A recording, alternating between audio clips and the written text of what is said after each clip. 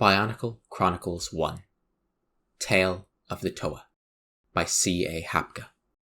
Chapter 3 Onua, Toa of Earth.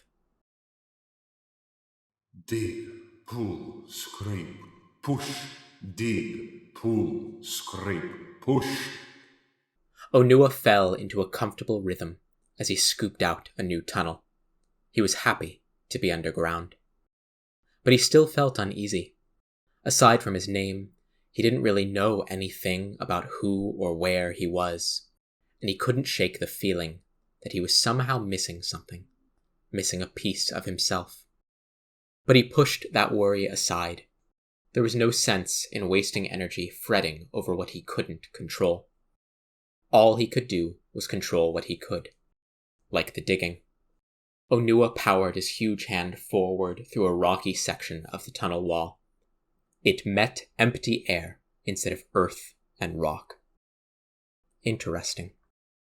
Pushing through with a shower of stones and clay, Onua found himself in a large cavern. In the center, a tower of rock ended in a flat stone platform. Atop it, a light stone glowed. So there are others underground. Onua thought. Perhaps they will have some answers for me. He spotted a tunnel in the far wall of the cavern and followed it. Turning a corner, he was startled to see a familiar-looking figure at the center of a large mural. Is that me? He whispered, reaching out to touch the image. It portrayed a powerful-looking figure with a wedge-shaped mask and large clawed hands. The figure was standing among 5 other, similar figures. As Onua touched the lines of the carving, he felt a strange vibration in the wall. Stepping forward, he put his head to it, listening intently.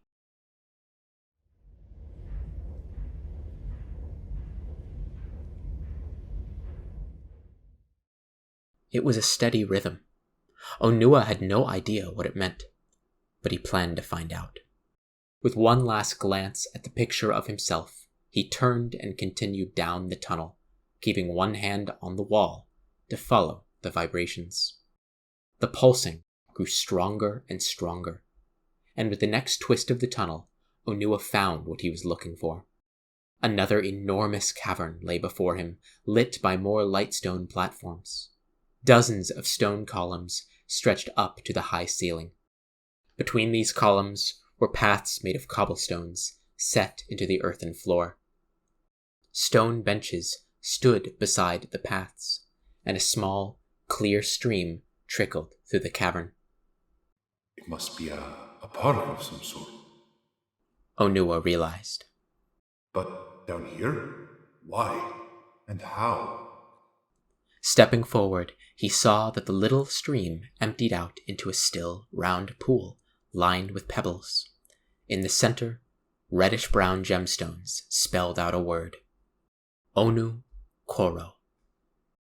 Onu Koro. What did that mean? What kind of connection did it have with his name? Before he had time to ponder this, Onua saw a small figure hurrying across the park.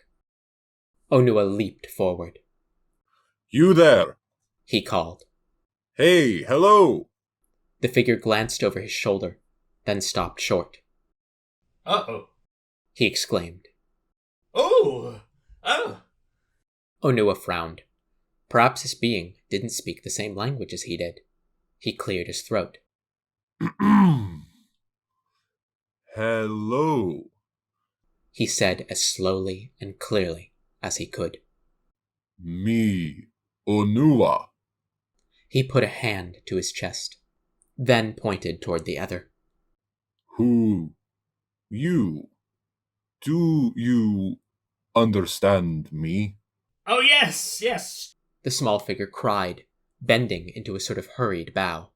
Oh, Toa Onua, we've been waiting for you for such a long time. Come please. Turaga, Whenua will want to see it right away. Confused, Onua followed him. You know my name, he said. But I don't know yours. Oh, forgive my rudeness, Toa. My name is Onepu. I'm a Matoran of this village of Onokoro. Onepu led the way through a series of tunnels and caverns. Soon they reached another large cavern. On each wall, a series of carved-out dwellings climbed nearly to the ceiling. We're here. Please, Toa. Onepu said, gesturing toward a large stone bench near the fountain. I'll fetch the Turaga. Onua nodded, and the Matoran rushed off. Onua took the opportunity to look around.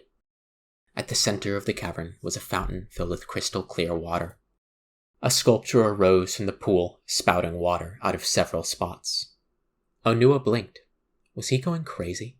Or did that sculpture look an awful lot like him? He was still staring at the fountain when he heard someone behind him. Turning, he saw a figure much like Onepu, but a bit taller and with a different mask. The eyes behind that mask held patience, caution, and great wisdom. I am Whenua, Turaga of this village, the stranger said, bowing. Welcome to Onua. We have been awaiting you. Yes, so I've heard. Onua replied. And I've been awaiting some clue about who I am and what I'm doing here. The legend said that will be the case. Whenua said. It was said that the Toa, when they arrived, would remember very little. You said when they arrived. Onua said. Are there others like me? Whenua nodded. There are 5 others. He said. Each of you draws his power from a different element. Yours is the earth itself. Your purpose is to use that power to face and fight a mighty evil, Makuta. Though Onua wasn't sure why, the name sent a chill through him. An image floated into his mind, dark, empty eyes in an even darker face, shrouded with gray smoke.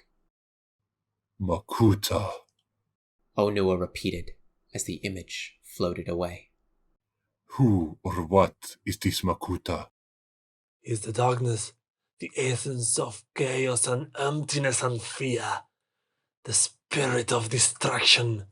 Whenua replied in a trembling voice. It is said that only the Toa have the power to stand against him. It is said. Onua asked. You don't sound too certain of our success. Whenua shook his head sadly. It serves no purpose to be false, for the earth cannot be deceived. He said. Nothing about your quest is certain, except that it is your duty to try.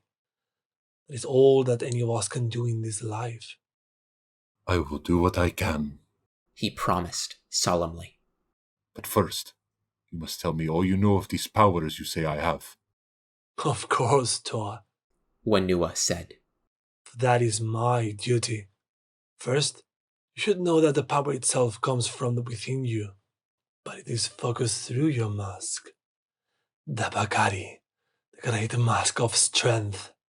My mask? Onua touched his hand to his face, remembering the surge of strength and power when he'd first put it on. Whenua nodded somberly.